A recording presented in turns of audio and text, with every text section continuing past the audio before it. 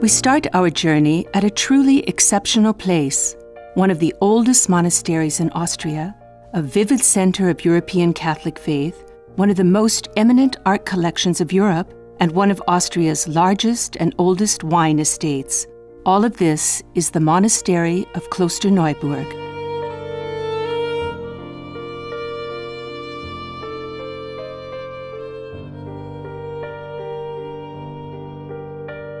The legend surrounding the foundation of the monastery, the so-called legend of the veil, brings us back to the 12th century, to the day when Leopold, Margrave of Austria, was standing on his castle's balcony with his wife, Agnes. Suddenly, a violent gust of wind snatched the countess's veil and carried it away. The precious item was thought to be lost forever. 8 years later, as the Margrave was hunting in the nearby woods, he came across his wife's veil caught up between the branches of an elderberry bush, undamaged. He decided to commemorate this miracle by building a monastery on that very location. The cornerstone of the Collegiate Church of the Nativity of Mary was laid in 1114. The majestic three-naved basilica was inaugurated in 1136, the very year of Leopold's death.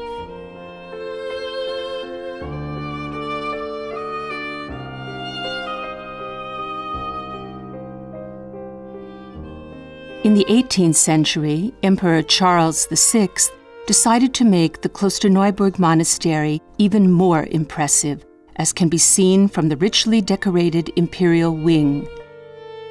Based on the Spanish original, an Austrian Escorial was supposed to be built here, an imperial residence combined with a monastery. The grand staircase leads to the imperial apartments.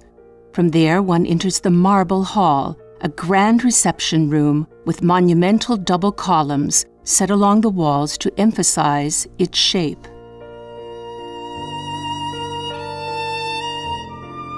Numerous reliefs represent allegories of the imperial virtues, perseverance, and courage. However, Emperor Charles VI only spent one night in these splendid chambers.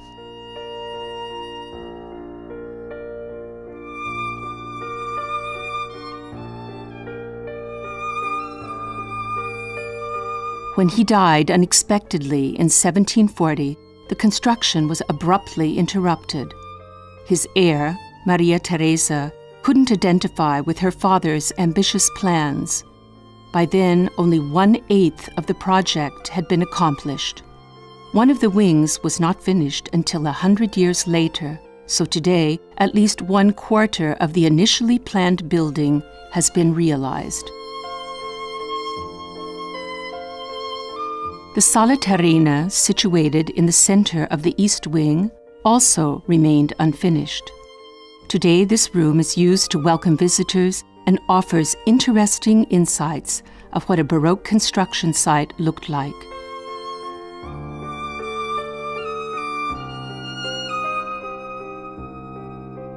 The objects exposed in the new treasure chamber are high-quality attractions covering the entire span of the monastery's history, from the very years of its foundation until the beginning of the 20th century.